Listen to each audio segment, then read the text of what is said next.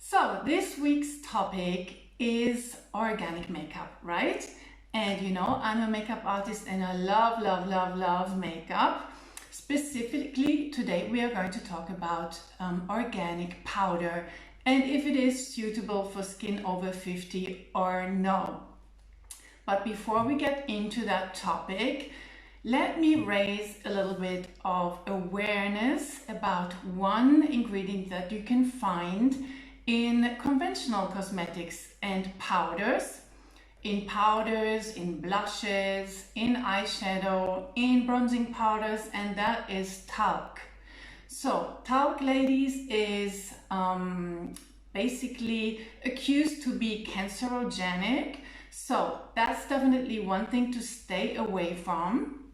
Okay, so rather than conventional powders, go for certified organic powders. As I always say, if you don't want to have a look at the ingredients, you're not really sure if there's something in there that could not be okay, then go for certified organic cosmetics.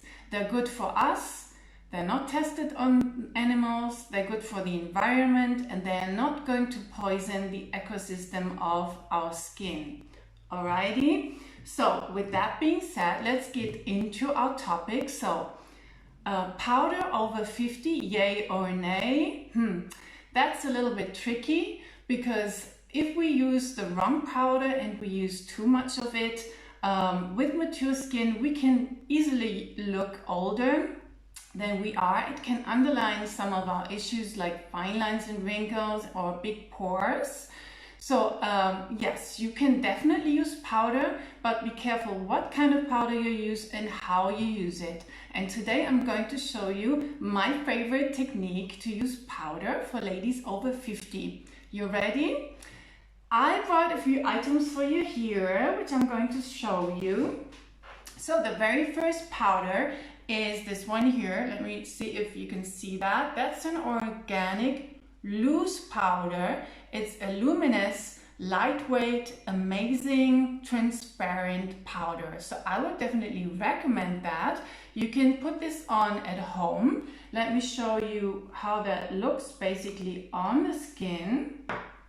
And when do I use this powder? Can you see that? It looks white, but basically when you apply it correctly, see, it completely disappears. And it leaves your skin luminous, beautiful, and radiant. So I use this kind of powder when I already have a nice covering makeup base on. Sometimes, you know, we want a covering foundation that covers up all our issues. So with that, I would use a transparent and translucent luminous powder on top, okay? Because we don't want to have too many covering layers. This is the perfect powder when you have a foundation on like that. So second, can you see that? That's an organic compact powder, which actually is pigmented. It has exactly my skin color. So I'm going to show you that as well. And I'm going to show you how to apply that today because you see I'm really shiny today. I did that on purpose so you can see what powder actually can do for us. See, it almost disappears, but it is quite covering. So if I wear, like today for example, just a transparent BB cream and I want a little bit of more coverage, I'm going to use a powder like that to get rid of the shininess and to give me a little bit more of coverage. Then you might also have at home a powder that's a little bit darker than your skin tone. That's fine. For the technique that I'm going to show you today though, this powder is not suitable. So what can you do with a powder that is slightly darker than your skin tone? You can do a little bit of contouring like I did today. Can you see that? With a darker powder, and if it is an organic and natural powder, you can basically use it all over, and I use that also as natural eyeshadow. So with that being said, let me show you my favorite technique to put powder on skin after over 50. So you might think that I'm going to use one of these brushes, right? And I am not. So we're not going to use the conventional powder brush, But what we're going to use instead is this one here, and that is a blending brush for eyeshadow, okay? And what I'm going to do is I'm going to apply powder only on the center of my face, yes? So I'm going to take a little bit of the product. Let me turn my mirror around, and then I'm going to start applying the powder only on the center of that face, yes? Can you see that? That's an immediate result. We want to be glowing, yes, but we don't want to be shiny. So a little bit of powder is definitely perfect, even over 50. And even if you have dry skin, doesn't matter. You need to prepare your skin before, okay? So you need to have a nice and nourishing skincare regimen to prepare your skin to receive the makeup. And then you can also use powder with very dry skin.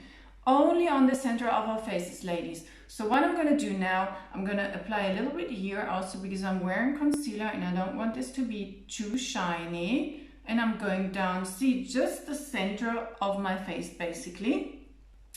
And now the nasolabial folds, this is another issue, right? I don't want to put powder right on top of my nasolabial folds, but I want to put it right beside there, you see?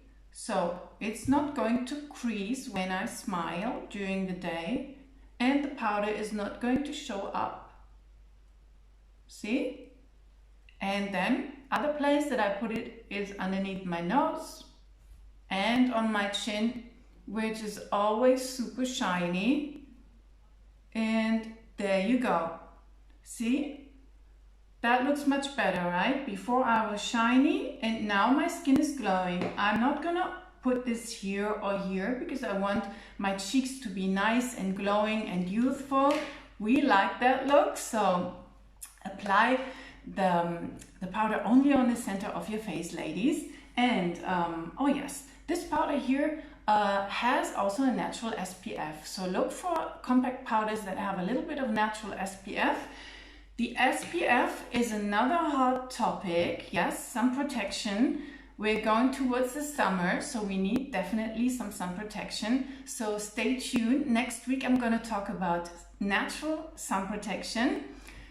That's all for today. I hope you like that. I hope you like that technique, which I always use for ladies over 50 on myself as well. Let me know how that works out for you if you try it out. And yes, ladies, have a fantastic rest of the day, and I'll see you next week. Bye.